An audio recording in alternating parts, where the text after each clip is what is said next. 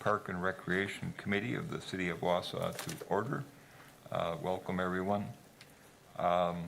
We will start with public comment or suggestions. Is there anybody here that would like to speak? No? Very good. You all had a chance to take a look at the minutes from April 5. Any concerns, corrections, suggestions, clarifications? Seeing none, motion to approve by Neal, second by Larson. All those in favor say aye. Aye. All in favor, so we're good there. Unanimous.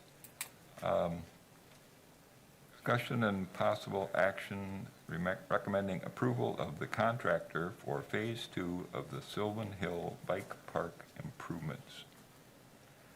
Take it away, Ms. Polly. All right. I'm actually going to pull up,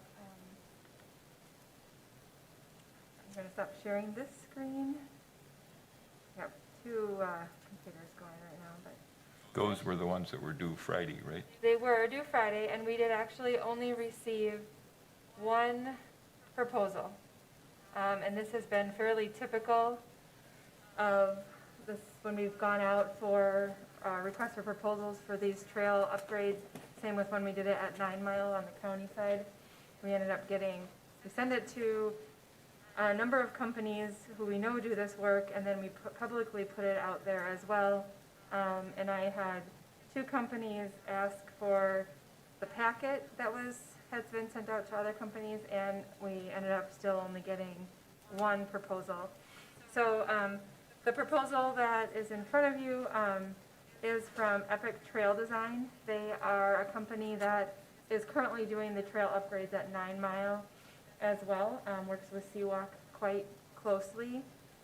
They provided this proposal in front of you, and after talking with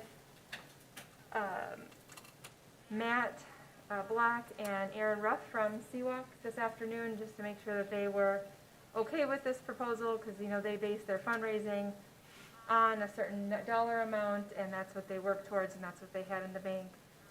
So after looking through this proposal, they are okay with this proposal. Nick is actually who they got their estimates from in the first place. So their proposal is $24,431. However, one of the things that's in this proposal that is not supposed to be part of this project, and is actually something we had agreed to as staff, is the Boardwalk Installation. So we can take that $1,500 out of this proposal. So I didn't do the math, but it comes to about $23,931. Did I do that correctly, real quickly? So they were planning to do something that staff can do. Yes. Okay. Yes, for the install, we're building the boardwalks. We had agreed to that. They're helping us pay for the equipment and the materials. We're building the boardwalks like we have in the past and installing them as we have in the past. All the other work will be done with this company. So Seawalk has the funds to support this contract. They will be paying 100% of it, other than the boardwalks, like I said, that we will be doing. But this, as has been done in the past, this contract needs to come as a contract between the city and the company that they're working on city property. Seawalk will provide the money to the city to pay for this contract. We will work with them on all work that's out there, approving the work that's out there, being part of the project management team as well with Seawalk. Even though Seawalk has the expertise, we have staff that is learning this as well. So we're asking tonight to make a recommendation. We will bring this contract approval to City Council at the next meeting so we can get the company starting to work on the trails.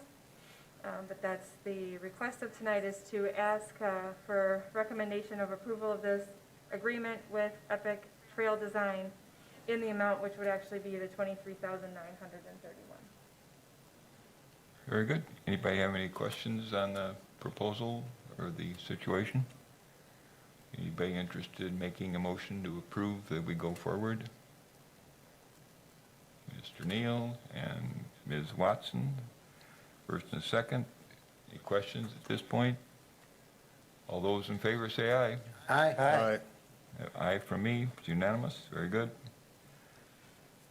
Took care of that. Yeah, if Seawalk is comfortable with them and you're comfortable with them as a department, we ought to be good.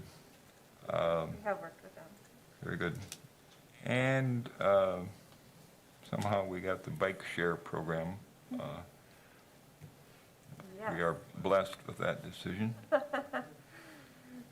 Yes, so what I'm bringing forward to you tonight is, this is something that Brad Lenz and Brad Sipple, who has moved on from the city, and I have been working on for a little over a year now, and we have conferred with Ann in the city attorney's office, as well as Mary Ann in the finance department on, this whole project. The city council saw this just recently about taking the $4,500 as a settlement from them. So you know a little bit about the background in that we paid for the first year, they went bankrupt. We got $4,500, and now we're trying to figure out how to get this program back up and running. So over the past year plus, since we knew they were folding, we have kind of regrouped to determine how we want to do this. Do we want to just utilize the bikes that we have there, provide all the maintenance and do it more in-house? Do we want to contract with a company just to do the programming of it and we do all the maintenance? Or would we like to contract, like we had with the original company, to basically them do everything and we help support it just by having the program, contacting them when we need help, stuff like that. Doing a lot of the research and a lot of interviews, we feel as staff that we think it's really something we would like to contract with a company for, to really run the program. They provide someone that does the maintenance on the bikes, they provide the app that supports the program, and we will be a support system where, if we see something wrong, we contact them. We work closely with them right away. We can get a bike out of commission if it's dangerous right away so that it can come be fixed. But we interviewed a number of companies. I think there were 4 different companies, and to see what proposals they had. And this one that we're bringing forward to, and the reason why we're bringing forward to is, I'll get to that in a second. So Tandem Mobility is one that had the most service. They could provide the turnkey operation utilizing these existing bikes that we have. We have 9 bikes that we have in our possession that we purchased from the company. We have the stations still down there. So we need a company to come in and put their own app to it, their own locking system on it, and then the program part of it. They provide all of that. They typically do a 3-year agreement. We right now have got them down to a 2-year agreement because basically of funding at this point. And that's why I'm bringing this to you tonight, is that we have found that we still do have at the Community Foundation $16,550 that had not been spent on the original bike share program. It was meant for that 2nd-year contract that we did not pay to Zagster. So that is in a fund ready to go for this program. It was earmarked for the bike share program from the Community Foundation. We also have the $4,500 that we have gotten from the payout from Zagster to be able to use towards this program, and I have talked with the finance director. She is okay with that and feels that would be a good use of it to put it back. I think I conferred with Ann as well.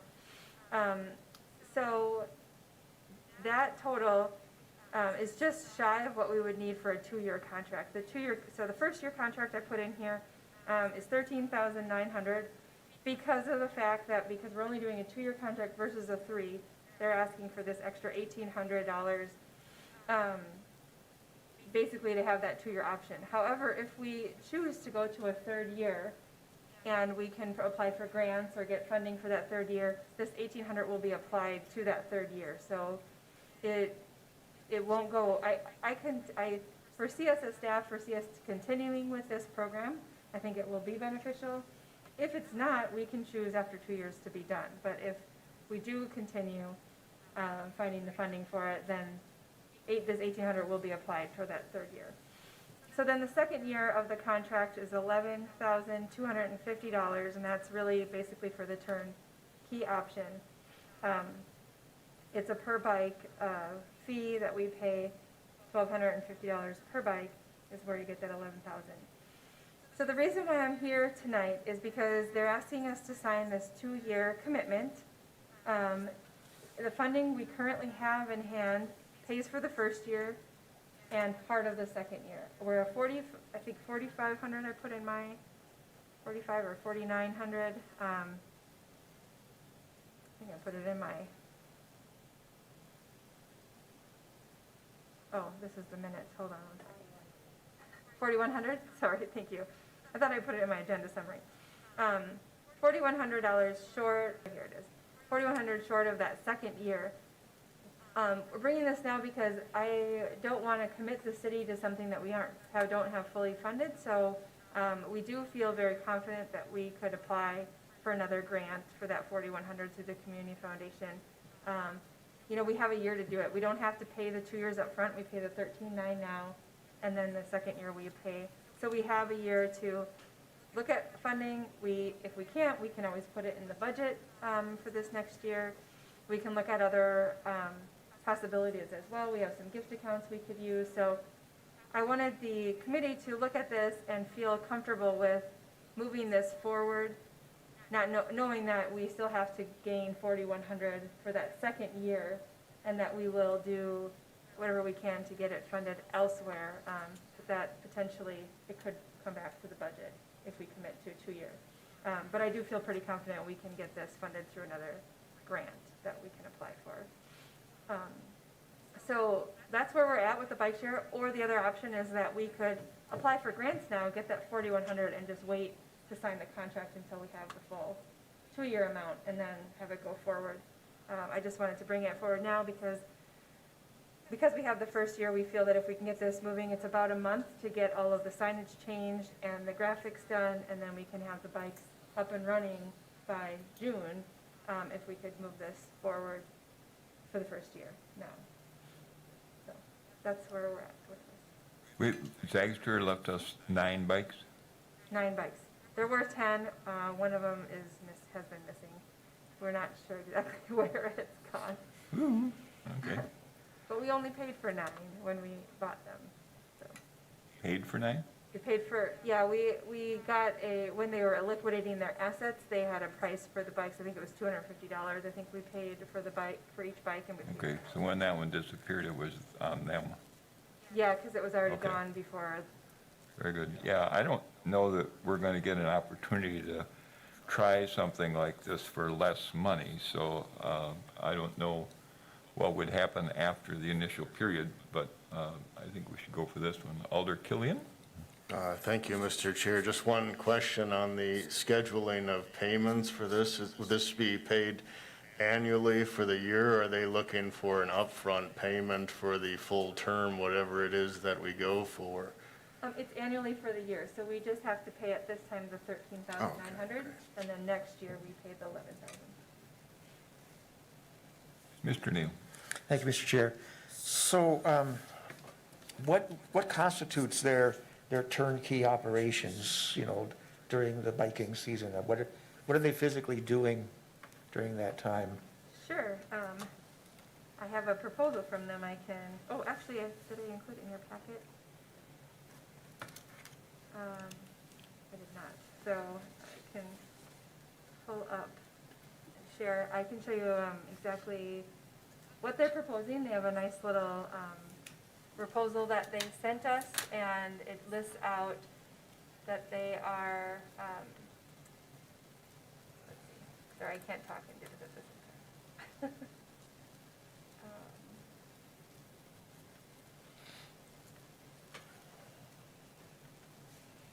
Okay.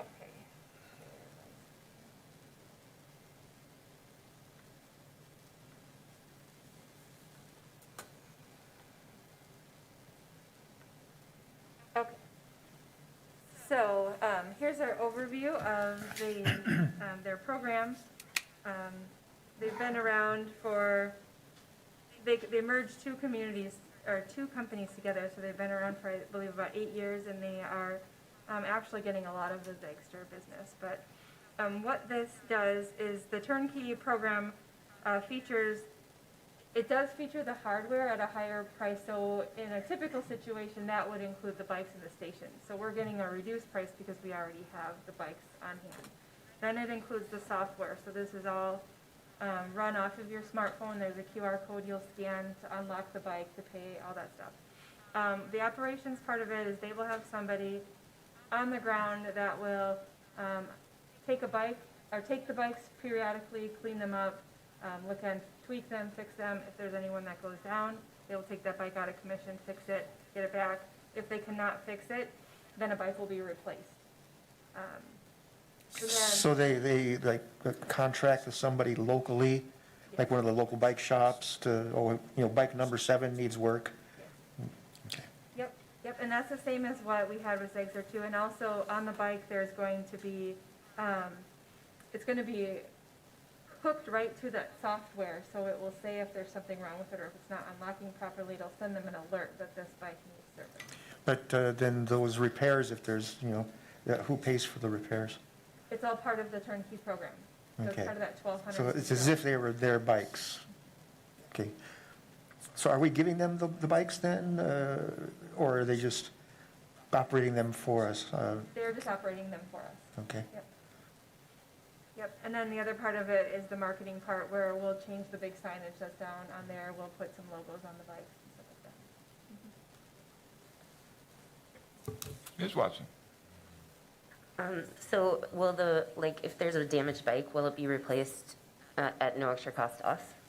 It's just part of the package, right? It'll be repaired at no extra cost to us. If it needs a replacement, then there could be a fee for it depending upon which bike is available Okay. and whether it's an equivalent bike or not.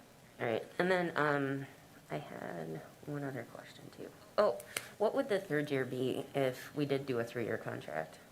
Do you know what the? It would be that 11,000, the The same. same as the second year. Okay. So we would, but minus the 1,800 that we're paying up front. Mr. Chair, I'd move to approve. Very good. Motion by Alderman Neal, second by Alder Watson. All those in favor say aye. Aye. Aye. Any opposed? Hearing none, unanimously approved. Very good. They're going to be are there going to be 5 at one station and 4 at another station? Or are they all going to be down at one place? They actually could be anywhere between the two. They have to be, in order to be stopped and your time to stop on your phone, they have to be docked at a station, but someone could take one out at River Life and drop it off down by the creek. So we will probably start all 9 of them at the River Life location like we had them at, but they really can go to between both docking stations. Very good. And when this thing launches, there going to be a press release or whatever? Yes, we'll do some marketing for it. Very good. Okay, now we got some capital improvement projects, all of which look worthy and expensive. Well, I'll start off with the biggest one, which you've actually already seen. I brought this forward to the committee a couple of months ago when we were talking about potential priority projects if we were able to ever use any of that underspend that we had from 2020, which I know that is still up for discussion and potentially not be used or whatever. But typically every year the Parks Department will bring forward a playground replacement. I'm not doing that this year. We have still about 3 playgrounds left to replace. However, we have a lot of playgrounds in our shop right now that need installation. You know, we're just finishing up Schofield. We have a little bit more work to do at Pleasant View, which we started last year. There's a trail that has to be put in and some surfacing. And then we have a little bit of surfacing to put in at Forest Park. We also have 3M to put in. We have all of that equipment on hand. It's just ready to be installed. And then we'll be doing a big replacement at Marathon Park. We also, our crew also has a playground to put in at Big Old Plain, and this year one at the Dells of Eau Claire for the county. So we have a lot of playgrounds to install this year. So instead of asking, and I believe, you know, this will continue as we can only put so many in the ground and try to get them done. So we're going to try to get them all in this year, but they seem to go longer on some of the bigger projects. but next year, hopefully we'll be caught up with all our playgrounds and we can concentrate on something different. And our skate park, if you haven't been down there recently, it's time that we have to address it or we have to close it. It's been brought up, like I said, a couple of months ago. I brought it forward with some of the conditions that we had. I've recently also been I got about 3 different emails from different users about the conditions of the skate park. A lot of it has to do with the surfacing. It was put in 2002, I believe, which is in here as well. Should go to the front page of this. And so, the skate park equipment has about a 15 to 20 year life. We're 2002, we're gonna be at, by 2022, 20 years. We have been making repairs as we can to the skate light equipment that is out there. Those can still be replaced and repaired as they stand. The biggest part of this project is the surfacing part of the project. A skate park typically is not ever on blacktop like ours is, because blacktop, as you know, with the heat, will shift and move, and the equipment is heavy, so it sinks in the blacktop. It has the aggregate that comes up, makes it really rough. If you fall, it scrapes you way more than concrete. So ideal surfacing for a skate park would be concrete, whether that's a flat slab of concrete and the equipment on top of it, or sometimes you can make features out of concrete and do that. That would be the recommendation, and I had a very similar skate park like this at my position in Minnesota, and I did very similar. I worked with a company, and we put this out for bid because it's a large project, but trying to talk with at least a company to get an idea. I talked with a company out of California that I worked with in Minnesota, gave them our pictures of ours, kind of said, what would you do with this? And basically, we would do it. We had a project over there that was the same thing, and the budget was about $200,000. It got us brand new concrete. It used the existing features, but put all new ramps and tops on them, so it still used the structure. It changed them around a little bit, and then it was able to also allow us to expand the skate park just a little bit and add a few new concrete features. We have the same ability where we are now. There could also be a possibility that if we do this, the skate park could be relocated someplace else. Because we're basically asking to redo it, it wouldn't cost any more probably if we moved it to a different location and redid it, or if we did it at Oak Island. It would fit at Oak Island. It does work there. It's a amenity that we have that serves a different population than our playgrounds serve. And it really serves young to adult. I mean, there's all ages that use the skate park. It's only one in the whole city. The only other one in the area is Weston. So there's not a lot of opportunities for this either, but if I were to put anything out there for a CIP this year or some sort of funding, this is the project I think we really need to look at or decide that we're going to close it for the time being. There is a potential, the full cost that I have in here is $200,000. There is a potential, like any project, that we can get the user group to help us, maybe do some fundraising on it. If they could, come up with 50 to 75 to 100,000, half of it would be amazing, but it would be, going to the foundations like others go to for their projects, maybe getting some private donations. The dog park committee, was able to raise about 80,000 as a small committee, so we could possibly do, the same, something similar to that. But this is a project that I think is pretty important for us to address. So is there a user group now, or would we kind of have to help organize it? We would have to help organize it. I have been in contact with the 3 people that contacted me. They would be interested, but there isn't like a club or anything like that. Okay. And then I noticed there are some bicycles using this thing. Does that damage the facility, and is there anything different that should be done to accommodate bicycles? No, this type of facility really is open to skateboards, scooters, the BMX bicycles, so no, it can be used by all, and there isn't anything special we need to do to either one. Okay. Thoughts from the committee? Yes, sir. Thank you. Just one quick question, and you touched on this briefly. When it says that it would stay in its current location unless a better location is identified, would that other location still be at Oak Island, or would there be a possibility that this would transition to some other area entirely? And then secondly, if that is the case, the latter, can we as a committee make sure that it does stay in that general location? As has been discussed, I think it's actively used. I see kids and young adults there all the time. I think it's, we talk about quote-unquote environmental assets and just things at parks that are enjoyed by the community. If it's being used there, I'd kind of like to see it remain there.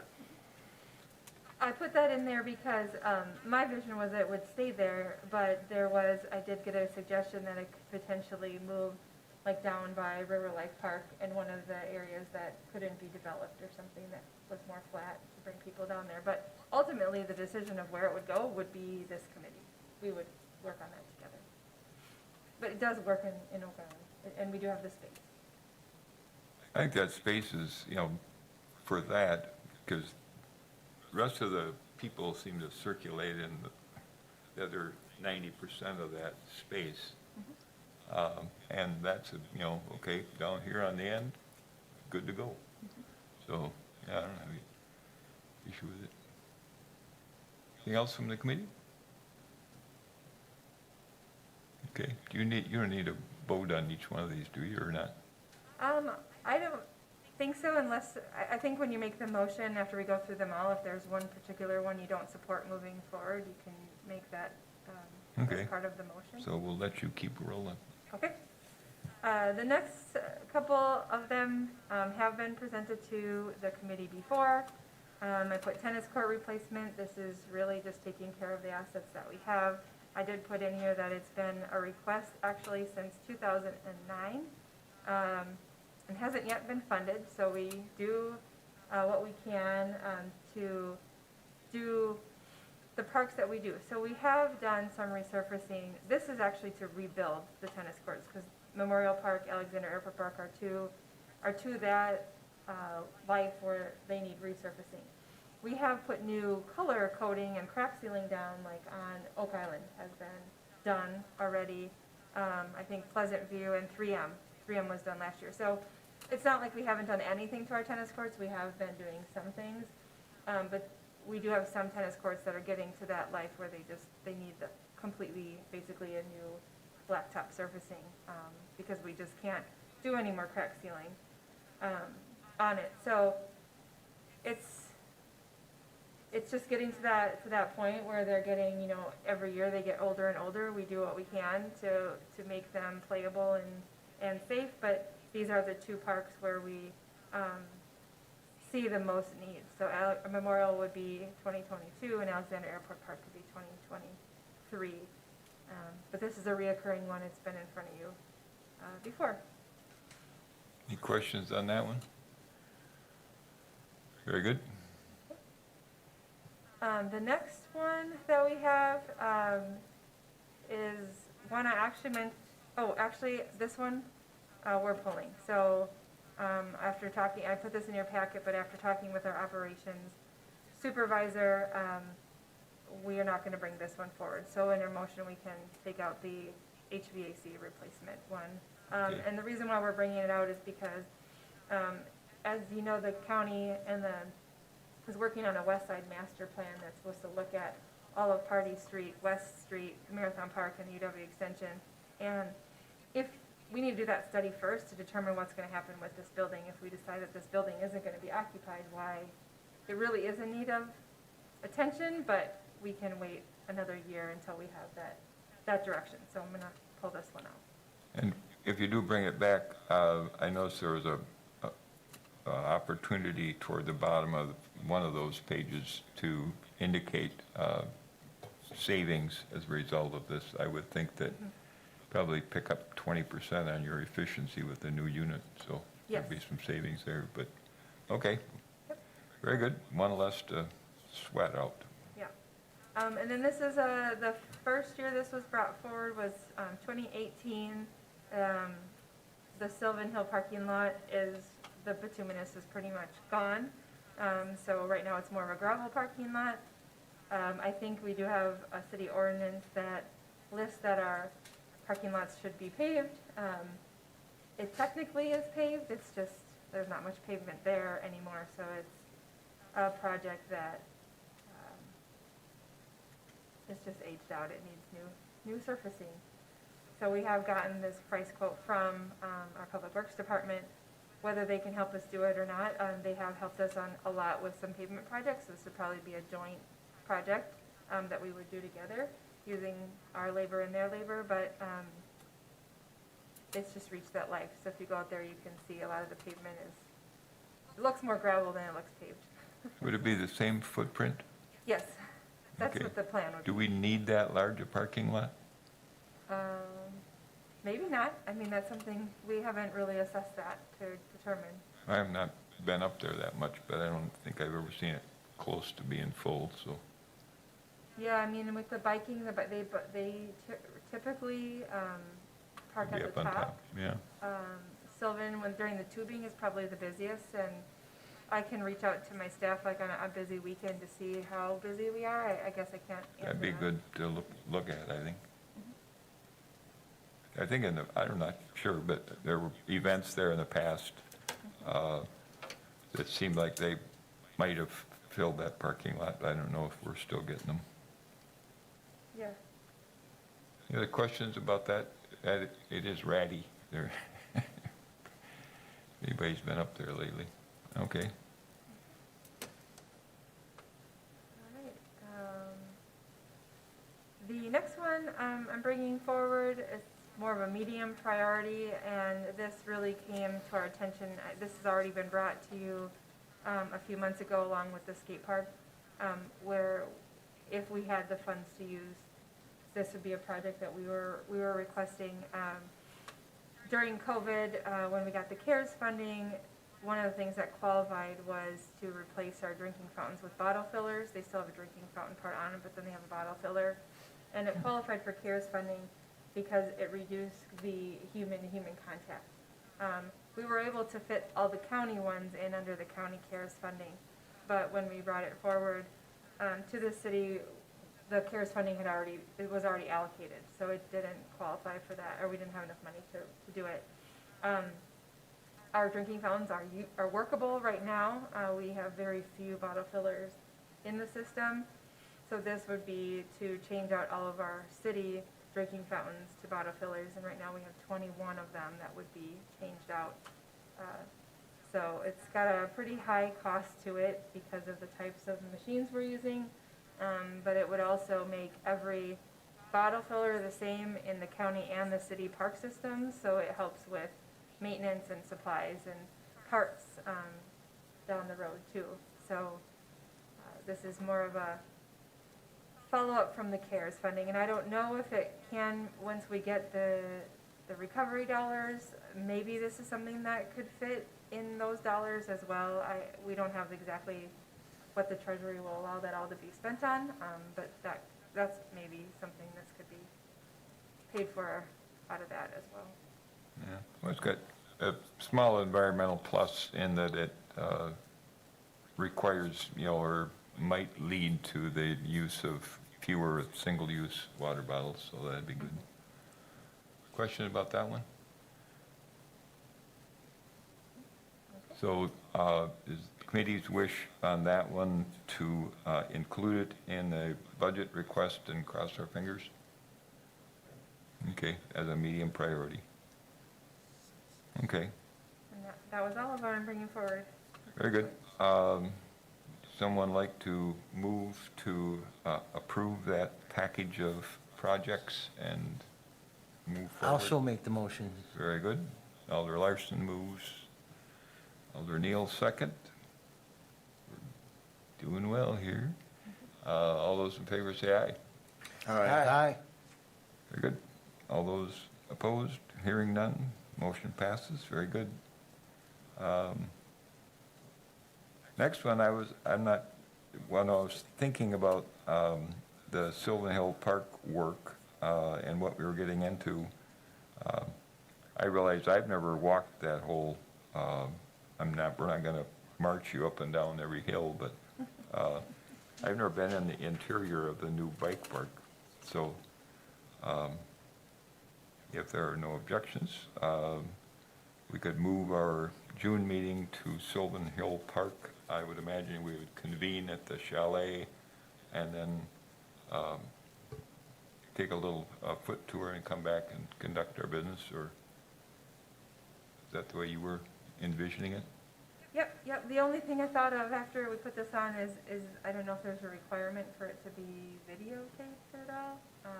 That's something we'd have to arrange, or if we could do it without videotaping it. You want to check on that? Sure. Okay. If there are no impediments with the videotaping, would that be amenable for everybody?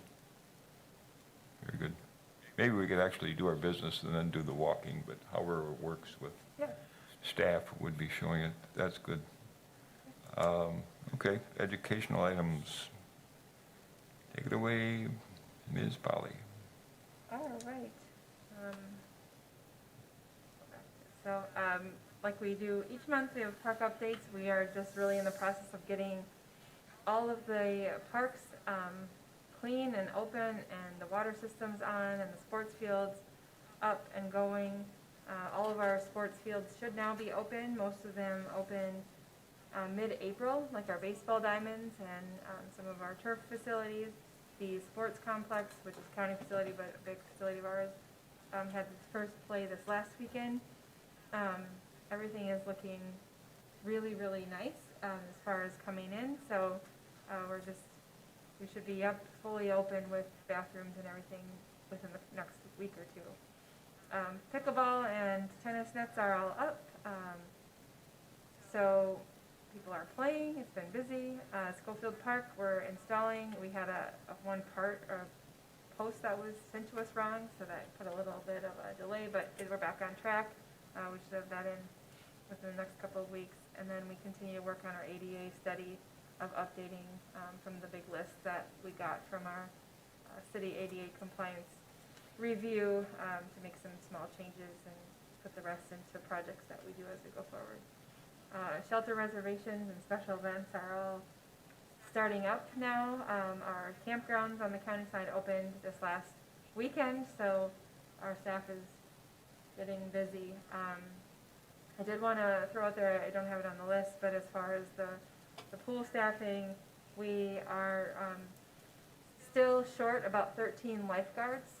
We have a training on Sunday to get everybody's availability, and we have a lifeguard class in May that we can still get new people into. So if anybody knows of anybody who wants to be a lifeguard, we really need a full staff to open all 3 pools. We'll assess it in about a week or so to see where we're at, and then there's a possibility I may need to come back to the committee with some alternative plans on how we can open the pools with the staffing that we have. And one of the things we're finding that's really difficult is many lifeguards there wasn't any lifeguarding classes last year held. Everything was canceled. Some of the certifications were extended, but in that time, we've had people just say, forget it, and they let their lifeguarding lapse. And so we're not the only ones. It's statewide that people are really hurting for staffing. And we've got 3 pools to staff, so. Neil. Thanks, Mr. Chair. I think that this is probably a newsworthy item, and contacting local news media, maybe arranging, a spot report, from one of the pool locations, showing it empty, but to say, there's concern that, I'm sure they would jump on that kind of an interest story locally, and see if we can't get the word out there and get some buzz going about encouraging people to apply to be lifeguards. Because otherwise, it's just hard to make a buzz. So I think it'd be a way to do it, and I check with all the well, at least Channel 9 and Channel 7 for sure. Yeah, I think that'd be a good step, and that way you get out, you know, how old you have to be and what your availability has to be and all that good stuff. On that theme of updates, are we gonna have ice cream at River Life this summer? They should have opened on Friday. Yep, Brooks should have opened on Friday. Yoo-hoo, very good. Is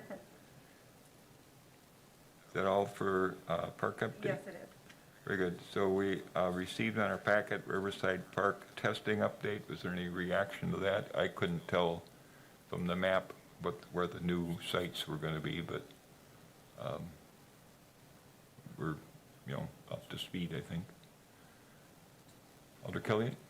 I'll just make a comment, and maybe if Mr. Lindman's with us in the future, I can bounce this off him or just get his thoughts. But, you know, when this had first started, the responsible party letter to the city, it came out of kind of the Waleco aerial deposition study, I believe, where they identified some samples along the rail area that had DNR, you know, state regulatory exceedances, and not long after that, I believe the city received a responsible party letter. But just today, I had the opportunity to review some DNR records that show that 3M Company just recently received a responsible party letter from the DNR for some lots that are just off of Thomas Street.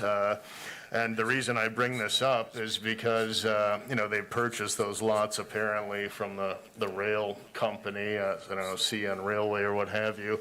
But in the course of the site investigation, they tested for many things. And what we've seen since this Waleco aerial deposition, curiously, the study, is that when they've tested railways west of the park, they've really found rather insignificant dioxin levels near the railways, and maybe Mr. Thompson could speak to that sometime, but that's what it appeared in the 3M study. So I'm glad we're doing, you know, more sampling, and to me as a layperson, the more and more we see studies around railways west of the park, really the less significant dioxin levels we're seeing around the railroad. So the more data, the better. I'll be curious to see where this may be coming from. Thank you.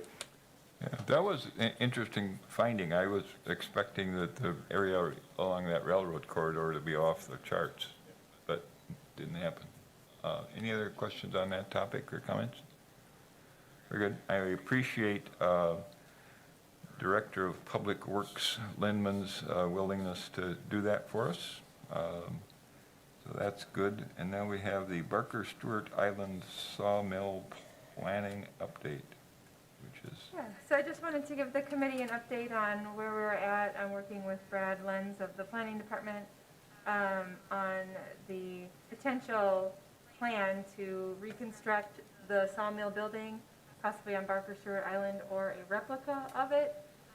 We're just in the, what went out was in your packet, you saw the request for proposals. We did receive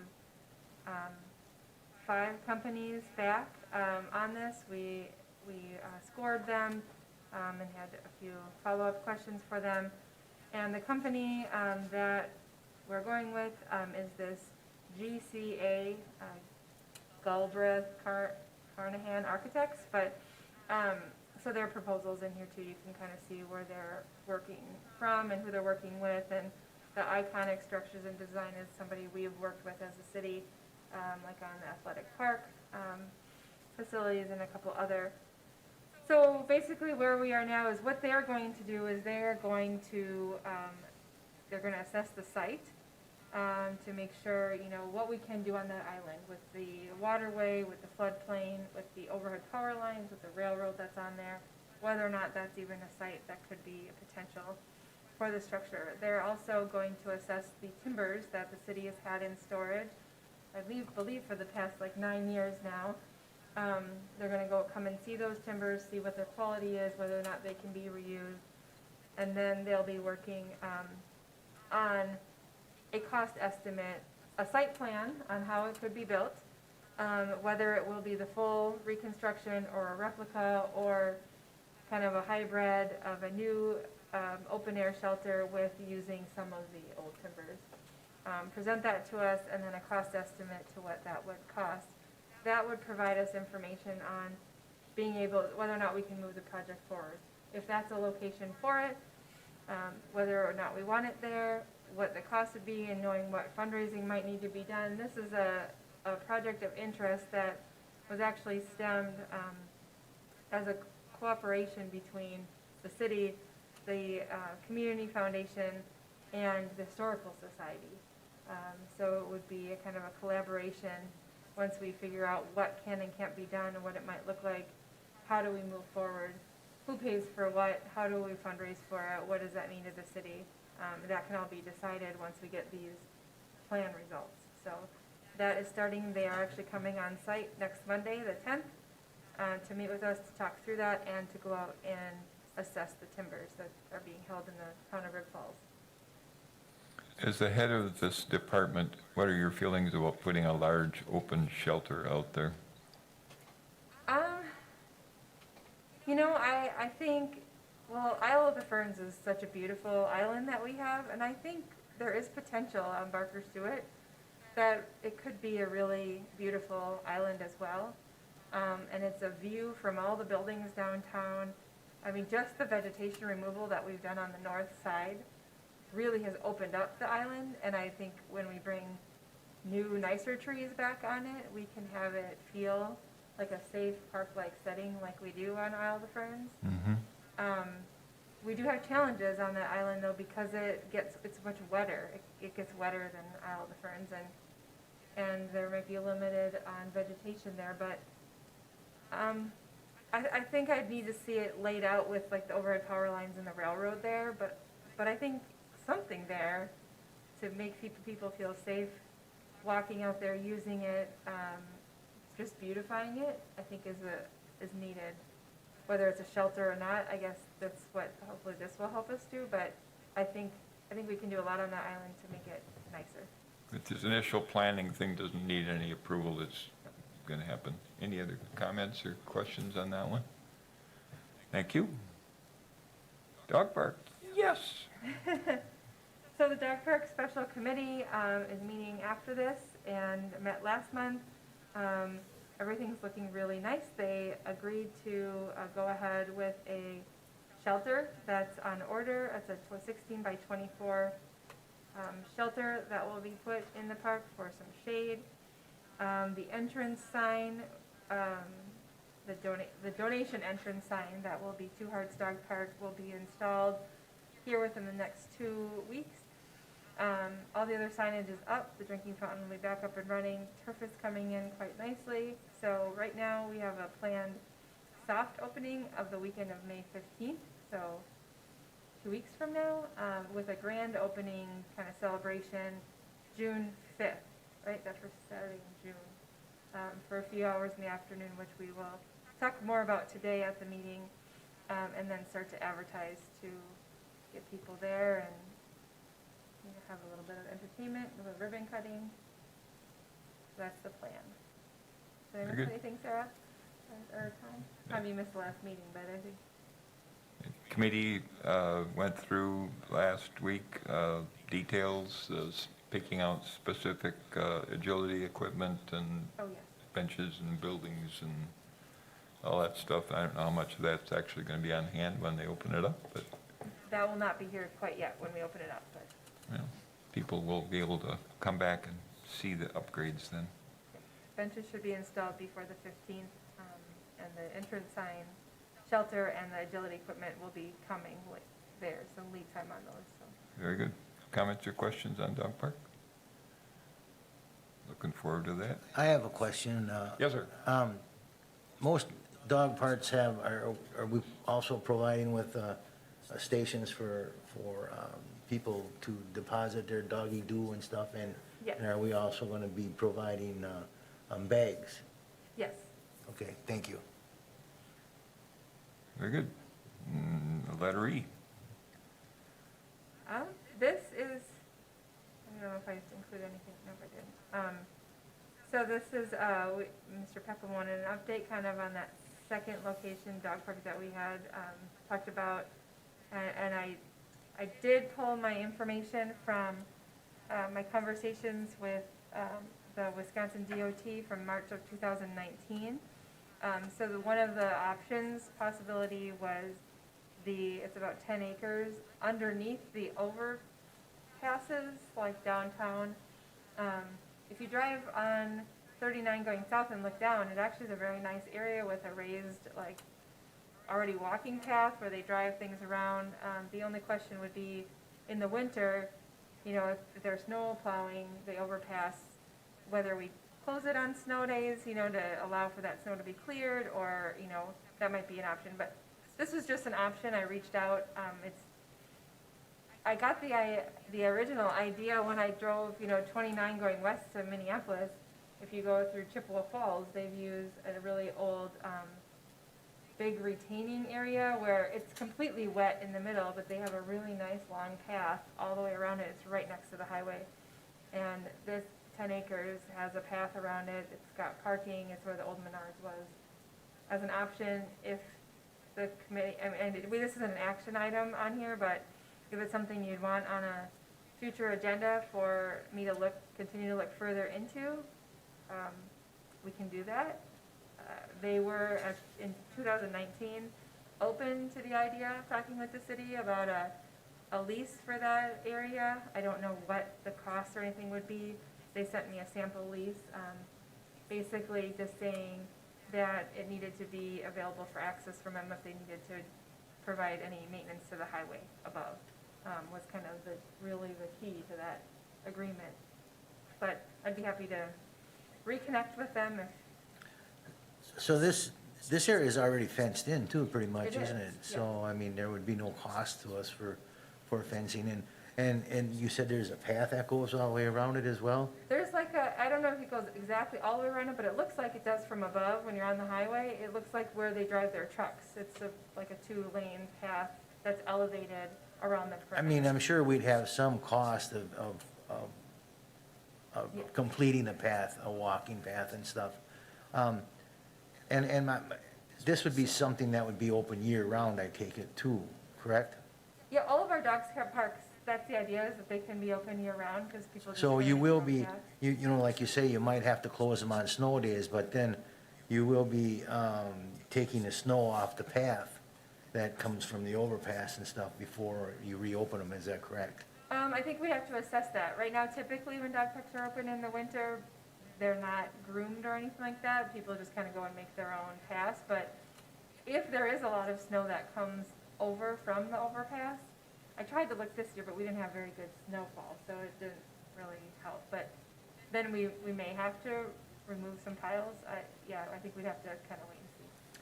And one final question, we would also be and probably have to mow the grass and stuff. Yeah. And because that's pretty much just the open field there, so we would be maintaining that as well. Okay, thank you. I think it would be great, unless there's anybody who's shy of it, to have the department check with them, see what the availability is, and maybe just take a little bit of an overview of, you know, what it would take to make it happen, and, Put on the next agenda. yeah. Because, you know, if we don't take a first step, Would it be Never gonna possible happen. for us to take a walk through there too before we? before we would do anything, I think Before we we'd made wanna any go out there and commitment on take it? a good hard look at it, yeah, I mean, for the committee to walk through the area? sure. I'll put it on the next agenda for further discussion, and then we can decide where we would like to go from there. Sure. Thank you, Ms. Polly. Very good. Any questions on any of those educational items that you didn't get out earlier? Hearing none. Future agenda items? We probably have, well, we're going to have to take any action about the dog park that we're opening soon. Yes, sir.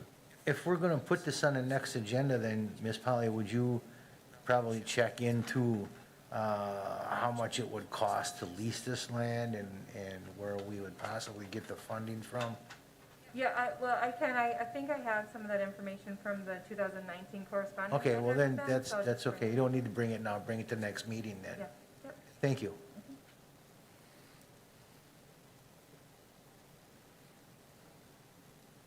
Anything else on your minds right now? You always get another chance about a week before the agenda comes out, so.